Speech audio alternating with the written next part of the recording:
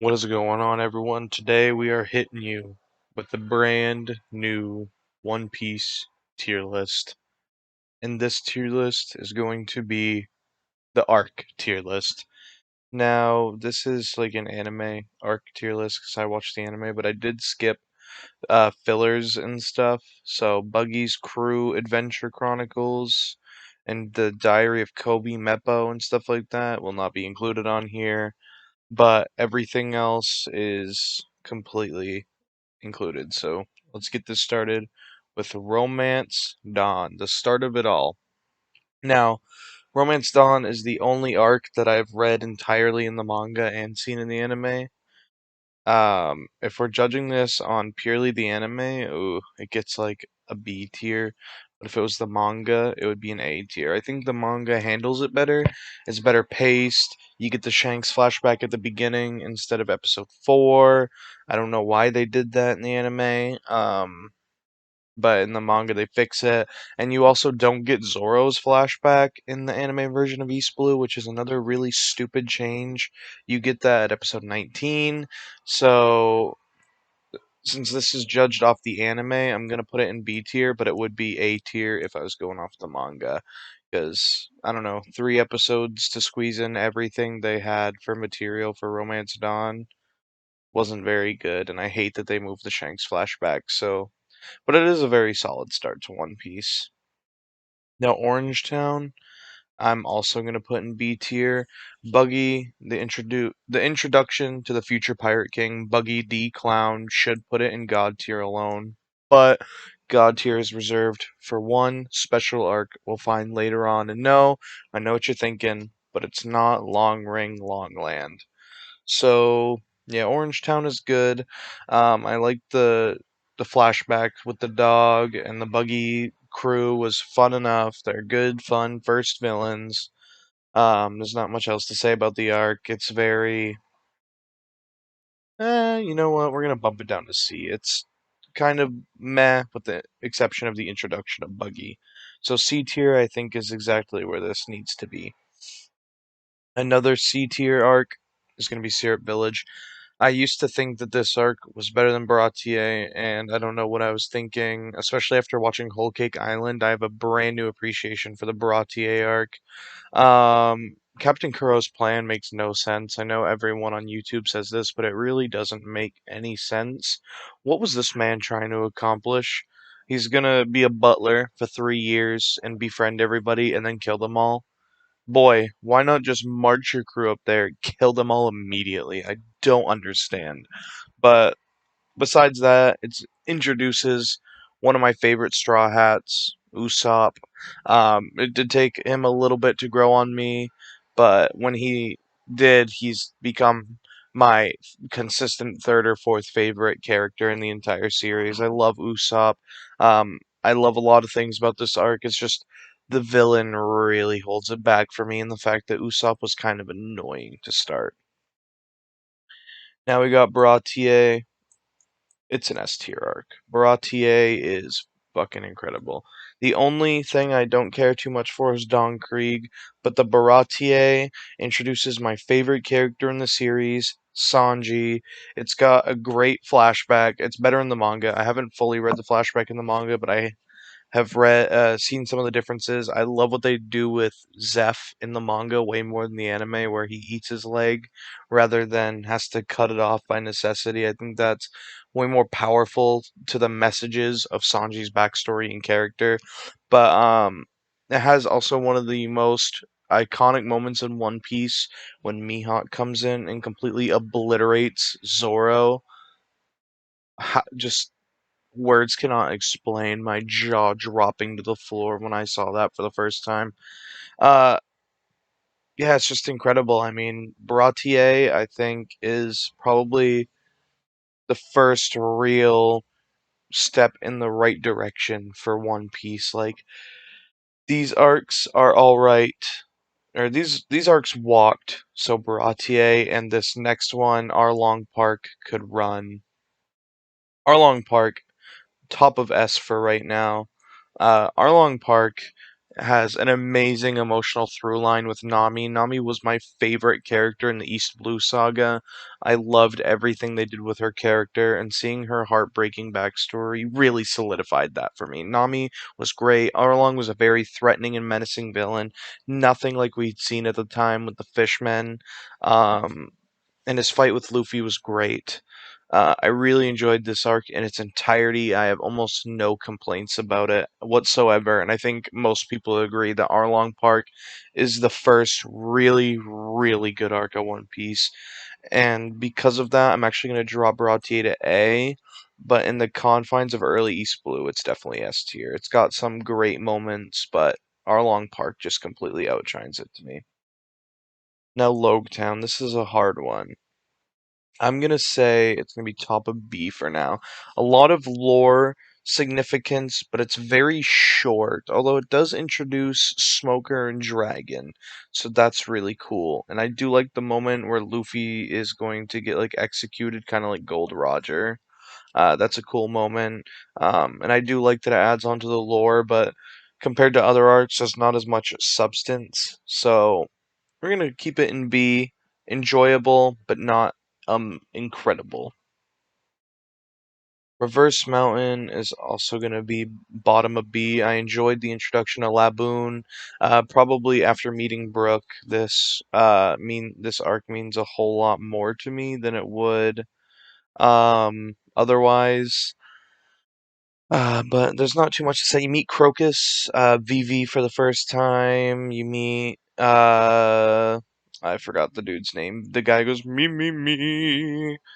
So it's an alright arc. Definitely bottom of B tier. I don't think it's quite C tier because I'm biased. That Brook's backstory is one of my favorite flashbacks. So and Whiskey Peak is going to be the first D tier arc. I hated the Zoro Luffy fight. I thought it was so stupid how it was set up. Cool concept, but set up horribly. Um, and really, besides that, this arc was just Zoro being badass, which I love Zoro. He's my third favorite character in the series. But his badass moment is just completely undermined for me by that awful Luffy fight. Definitely a very weak arc too. It's not long, doesn't have a lot of substance. So gonna put it in D tier. Again, no One Piece arc is bad. So this D tier is like other shonen animes, like B tier. So Little Garden, yeah, you know what? I keep doing this, but I'm dropping Reverse Mountain to C. Little Garden's gonna be B. I loved meeting the giants from Elbaf. It was awesome. I love the moment with Sanji picking up the phone to talk to Crocodile.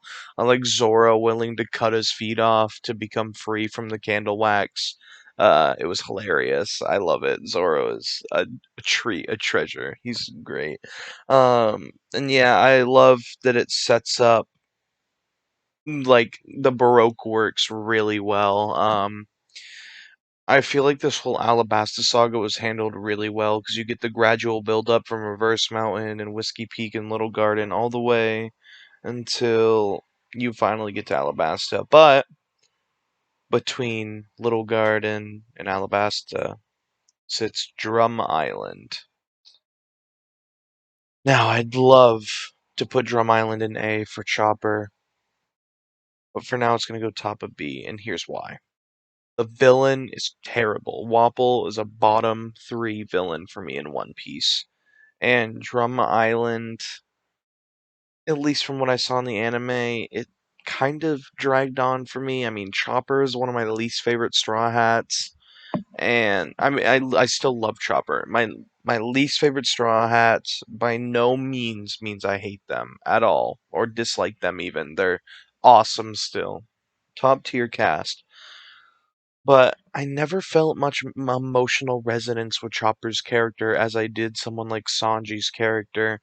I didn't care for the villain. The final fight for Luffy was way too easy. And yes, Hiriluk's speech was awesome at the end.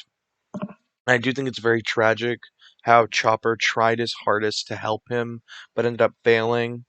But I don't know, there's just something about Drum Island that I just don't care for enough to put it in the A tier. But it is pretty good still. Um, so yeah, moving on to Alabasta again. S tier. It's gonna go to the top of S for now. Um, what's not to praise about Alabasta? The themes behind it. The villain Crocodile is one of the best villains in the entirety of the series. You get the emotional send off of Vivi with the arms up in the air showing their symbols. The fights with Crocodile between him and Luffy are all great, all three of them. Luffy loses twice to Crocodile, which was unheard of back in the day. You get some other good fights like Zoro versus Mr. One. You get the funny fight of Sanji versus Bon Clay, the GOAT. We love you, Bon Clay. Absolutely amazing. Um, Nami gets one of her first proper fights in the entire series against that one lady, I forgot her name.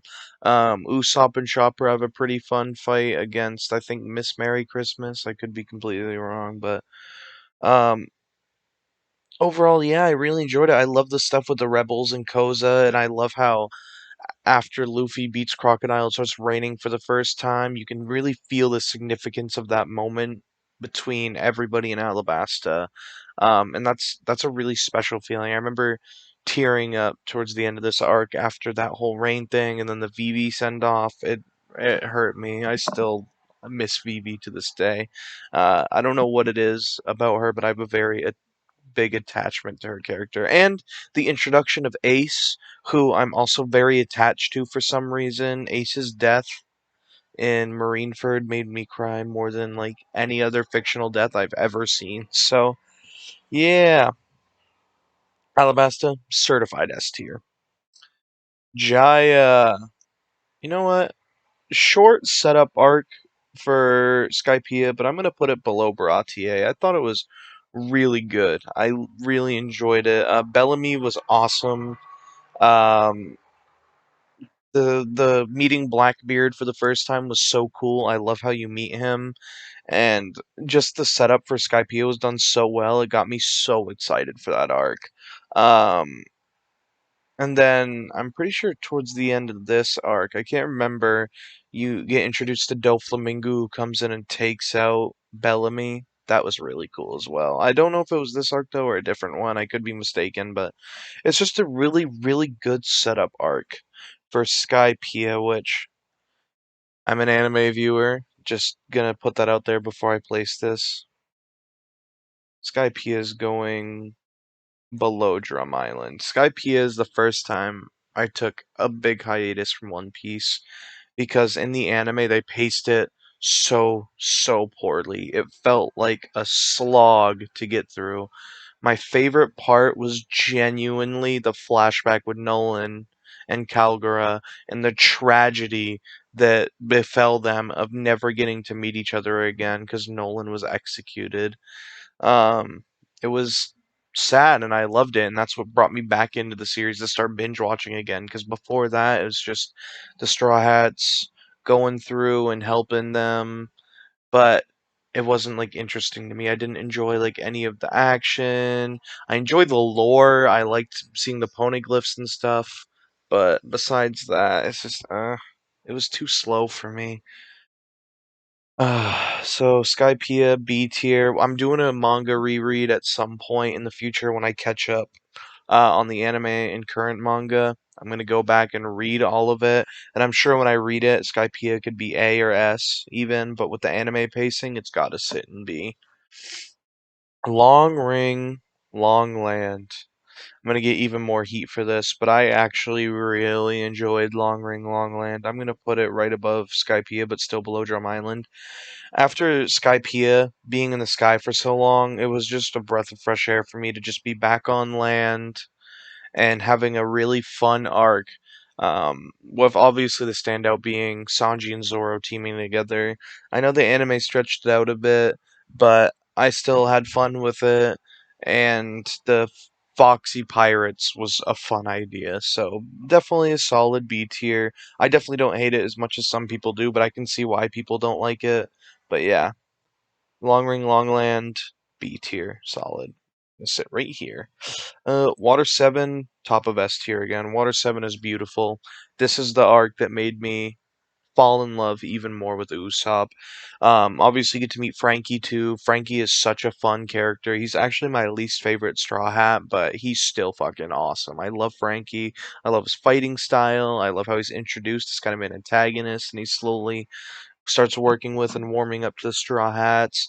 Usopp versus Luffy was an emotional punch for me. Like, I remember every time Luffy and Usopp hit each other, it was just another break to my heart. And when he coughed up that fake blood at the beginning, it genuinely hurt my soul. I didn't want to watch Usopp and Luffy fight. Ah, God. You get the awesome reveal of Rob Lucci and all of them that are CP9. You get the build up and setup of the C Train and Robin going to Enos Lobby. It's just there's so many moving parts in Water 7, and I think the only proper way to experience how good this arc is to actually go out of your way and watch or read it yourself. It's just that good. Water 7, absolutely incredible. And joining Water 7 is going to be Enos Lobby. They're kind of one and the same. They're both going to sit here. They're tied. Enos Lobby is ahead of Water 7 on here, but they're tied for me. Enos Lobby has probably my second or third favorite flashback in the entire series with Robin. I cried like a bitch. And that I want to live moment is just as iconic as everyone says it is. I love it. I love watching Luffy tell Robin to tell him what she really wants, which is to live. She wants to sail the sea with her friends, and it's so powerful. And when Luffy eventually beats Lucci and they get Robin back, it's amazing. And then you have the death of the Mary, which to this point is still one of the saddest moments in One Piece. I mean, Oda is such a goat that he made us cry over a fucking boat.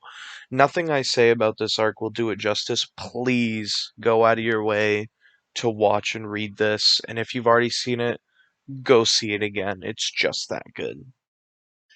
Host Enos Lobby. Now, I don't remember much about this. I remember Garp, and I remember Blackbeard versus Ace, and for the implications of it alone, it's going in A. The Blackbeard versus Ace fight was very, very nice. It got me so excited to see what was coming up next. And unfortunately, I had to wait until Impel Down to really, really get what was happening after this, but I absolutely adored it. I liked seeing Garp and Luffy interact. That was awesome. And yeah, it was just like Jaya, it was another really great setup arc that just gets you ready for what's to come. And now we got Thriller Bark, top of C tier. Thriller Bark was another slow, drag, kind of boring in some points arc. I mean, Gecko Moria is just not a good villain. I know everyone says that and beats it to the ground, but it's just true. Gecko Moria is not very good. The standouts of this arc for me are Oars, Zoro's fight with Ryuma, and then everything that has to do with Brook and his flashback, and everything that has to do with Kuma at the end. Besides that, everything to me is either kind of boring or forgettable. Um, which just kind of sucks, because coming off of Enos Lobby and Water 7, I really expected a lot out of Thriller Bark, and Brook has slowly been rising in my Straw Hat rankings for a while now. So it's just disappointing. The arc he comes from is so lackluster to me. Like, I genuinely prefer everything in these top tiers to Thriller Bark. Sorry about that. Well, yeah, Thriller Bark, definitely C tier. Now, Sabuddy Archipelago.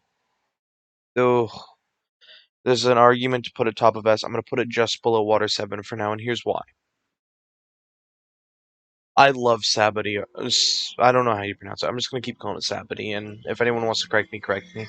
Sabody Archipelago has one of the most emotional moments in the series when Luffy fails to protect his friends and they'll get teleported away from him.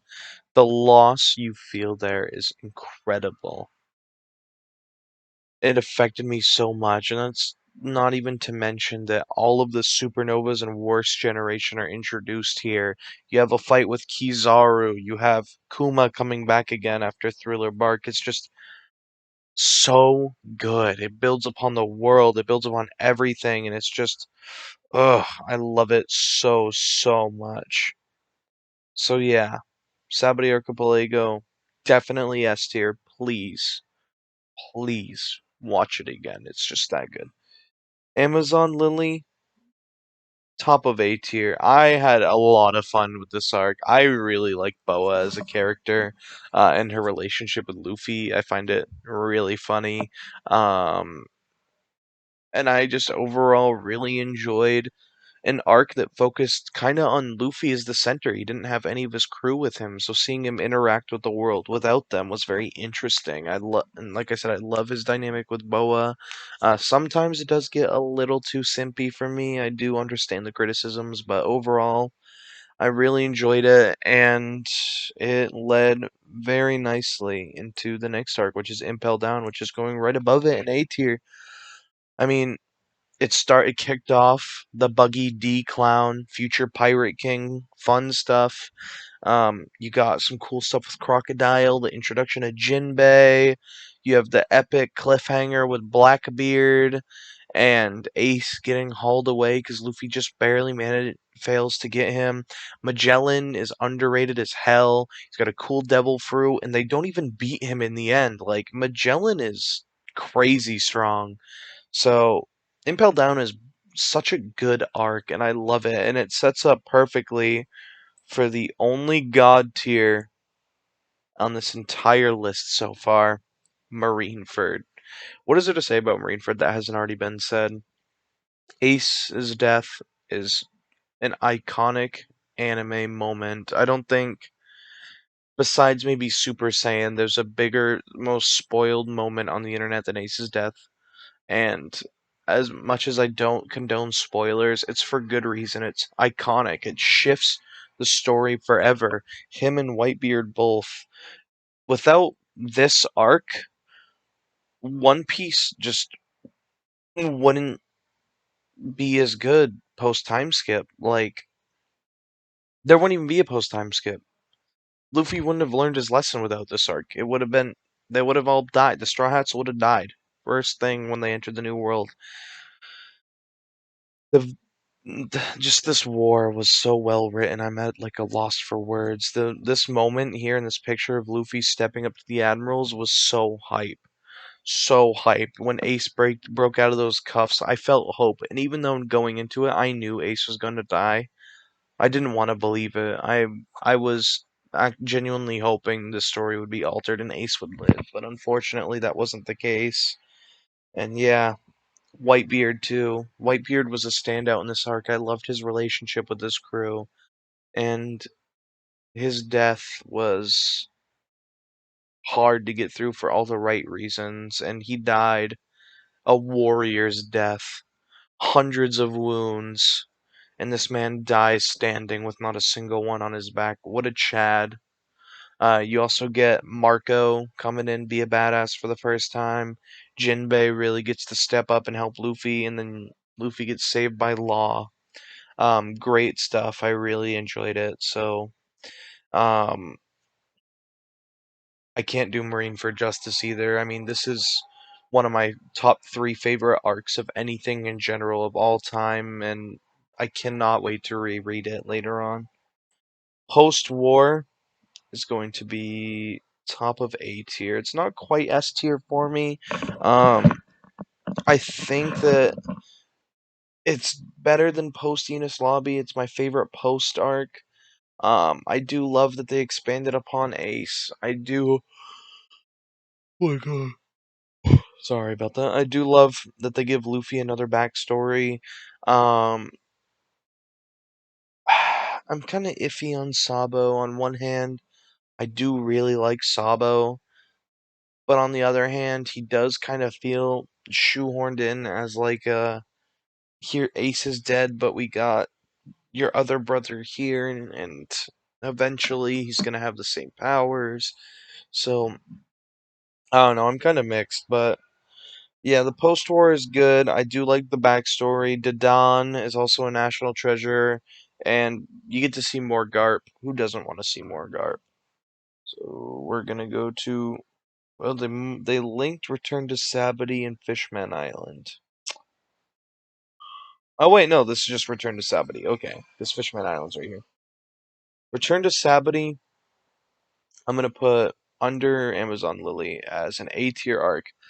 I love Return to Sabity. It's the reintroduction to the Straw Hats after their growth. It's just a nice feel good arc before you get into the new world, and I really appreciate that. Oh my goodness. Sorry guys, I'm keep been a long day today, so I keep yawning. um The fake Straw Hats was also hilarious, and I love that in the anime they're voiced by each other. Especially, I'm pretty sure I can't remember who it was, but it's either Zoro is played by Sanji or fake Sanji is played by Zoro.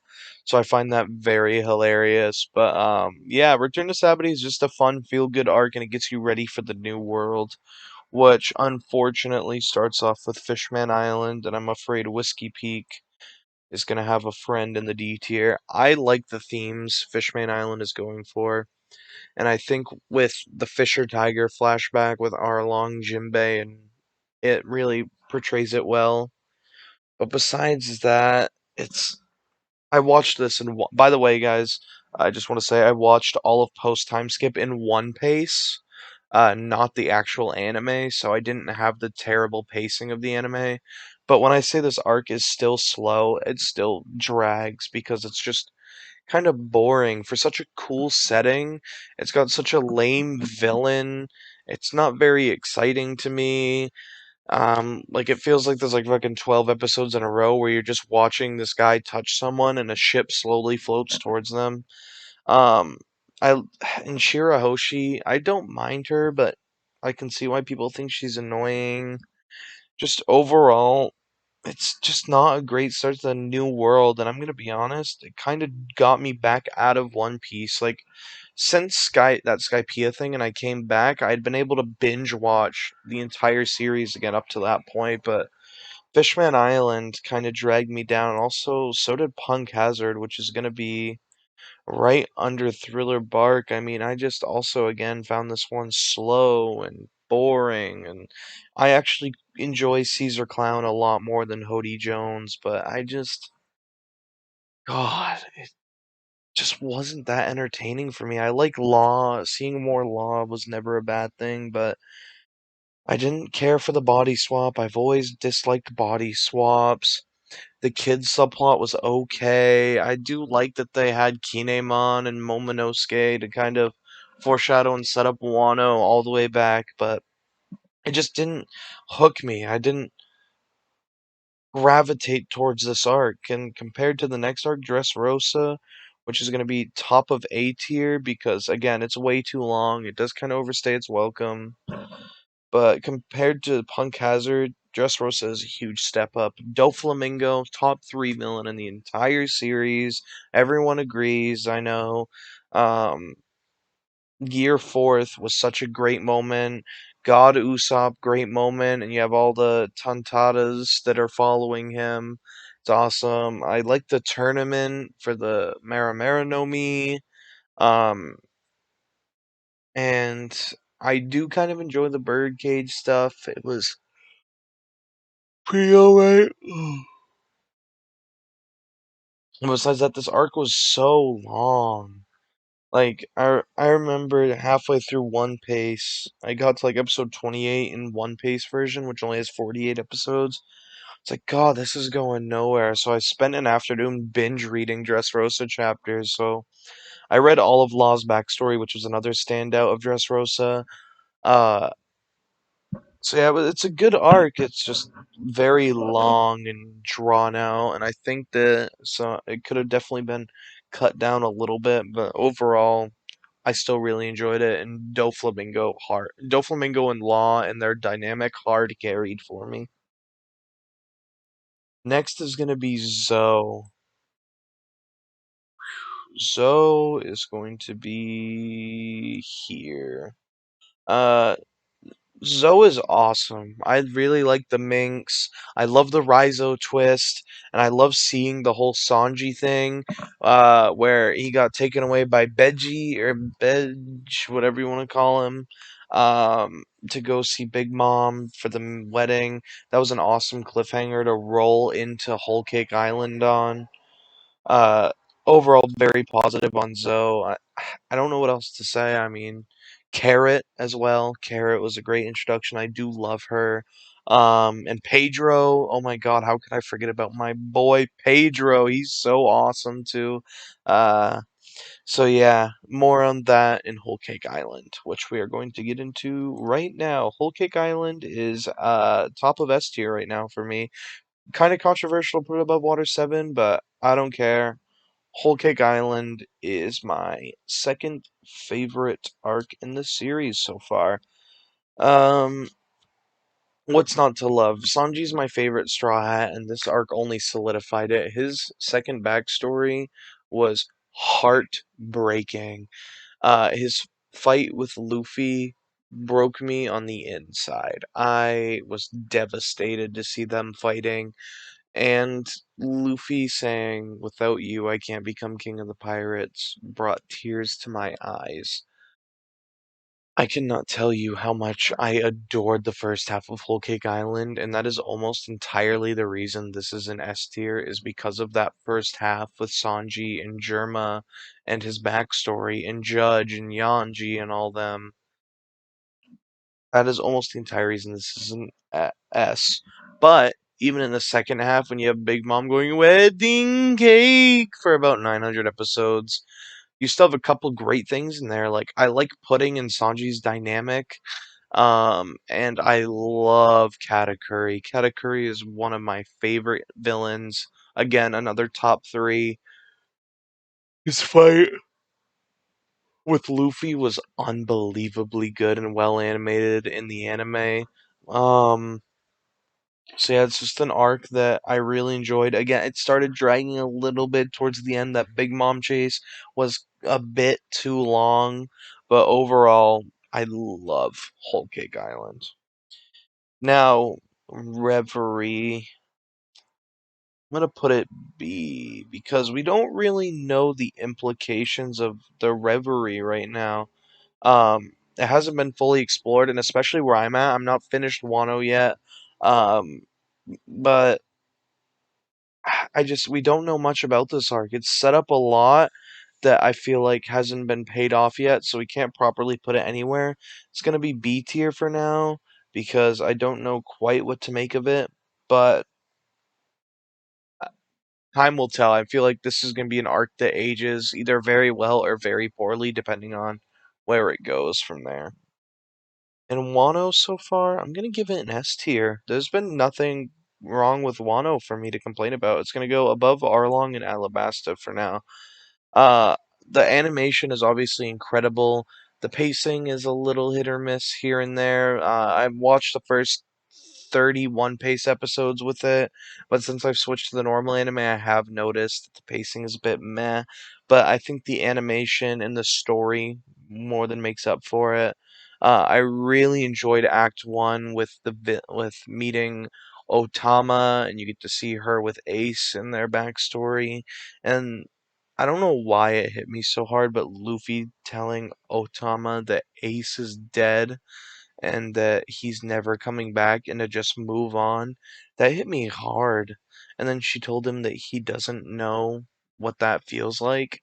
Hit me even harder because Luffy does. That's his brother. He died in his arms. So, definitely a great arc so far. And honestly, when I finish it, I could see it jumping all the way up here. It's just that good. I can't wait to see more. I just got to when Jinbei joined the crew and they're about to raid Onigashima, so I'm very excited to see how this continues and wraps up. And eventually I'll do an updated version, probably when there's more things to talk about. But this is my list so far. My top five being Marineford, Whole Cake, Enos Lobby, Water 7, and Sabati. But that's just for now. Like I said, subject to change with the Wano going up or down depending on where it goes from here. And yeah, besides that, I mean, if you have anything to say about my list or you want to make your own list, then go ahead. I'm more than happy to engage in any conversation on my comments. And as always, guys, you have a wonderful day. Keep talking One Piece. Bye bye.